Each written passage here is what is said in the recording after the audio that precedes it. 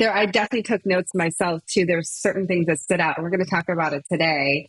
So you've helped some of the most beloved beauty brands completely reimagine their identity. How do you know when a brand is due for a rebrand? Great question. And there's not one answer to that. I mean, I think there are a number of reasons why a brand would choose to kind of embark on the rebrand process. Usually it's several years, maybe even a decade or so into the life of the brand in the market.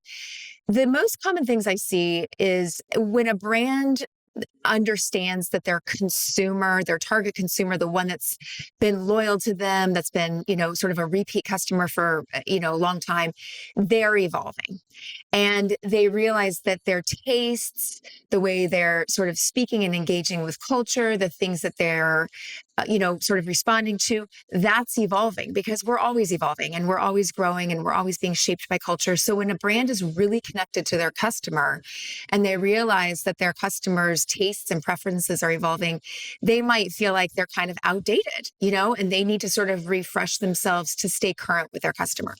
And then a dotted line to that is when a longer term brand, more like a legacy brand, realizes that, yes, they have their core customer and they've stayed loyal, but now there's a new generation coming up behind them. Maybe it's their daughters or their kids or whatever. And they go, wow, okay, we've captured mom. Now we need to capture daughter. And we've seen this with big time with brands like Clinique, and Coach is a great example of having gone through a real like generational inspired rebrand. So those are two kind of big ones. I think the risk, and there's a lot of risk involved in a rebrand, especially for indie brands that have been in the market for like, say, under 10 years. You really want to be careful as a brand founder not to rebrand based on a reaction to micro trends that are happening in culture, or just a reaction to what other brands in the space are doing who are your competitors. It's very easy to look at them and say, I feel like I'm not as cool, or, and there are other ways to jump into the cultural narrative without doing a full rebrand. That is something, and we can talk all day long about that. I have examples of brands that have done that. And I think that's my sort of cautionary tale about rebrands. It really needs to be internally motivated by your business and not externally motivated by Absolutely. what we're seeing And other competitors do. And one thing too, I'll note on that is like sometimes I'll see founders want to do a rebrand because a few customers said X. Exactly. Right. And it's like, but is that enough? Number one, that sample size is too small to make a decision, a completely like a multi-thousand investment decision to rebrand by, a feedback from a few customers. And are they even the target customer to begin with? Right.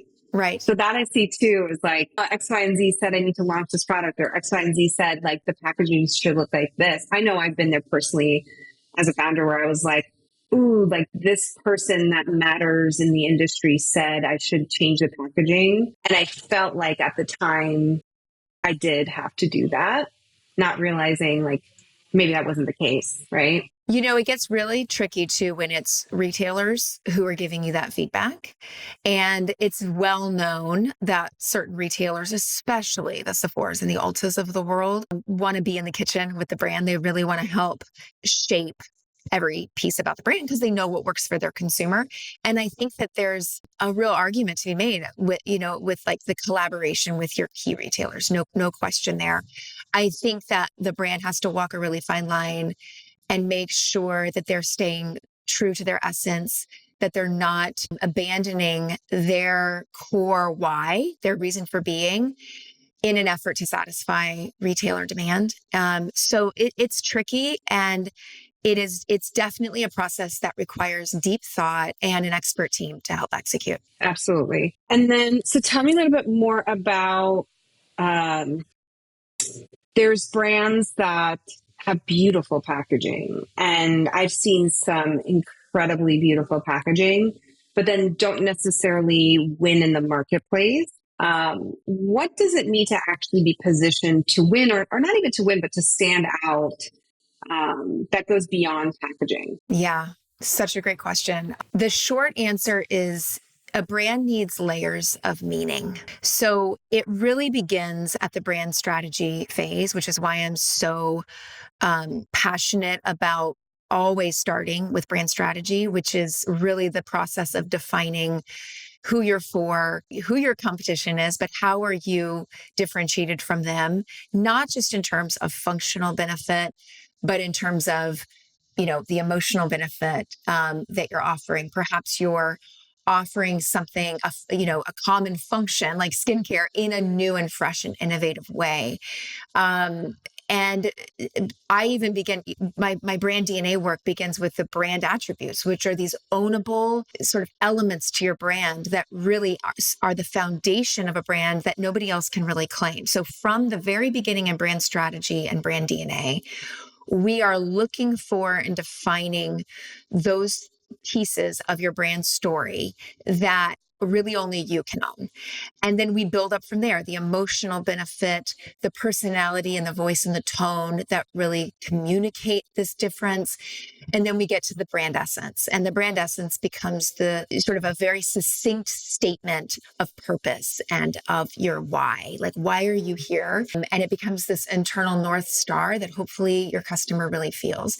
So the packaging from my process is always sort of step 3. We do brand strategy, brand DNA, brand identity, and the brand identity sort of is expressed through packaging. That really is informed by brand strategy and brand DNA. And when people come to me with a beautiful packaging and logo and artwork, and they have no foundation, no core foundational elements to their brand, I always get nervous because I think like, this is so pretty, but what does it mean?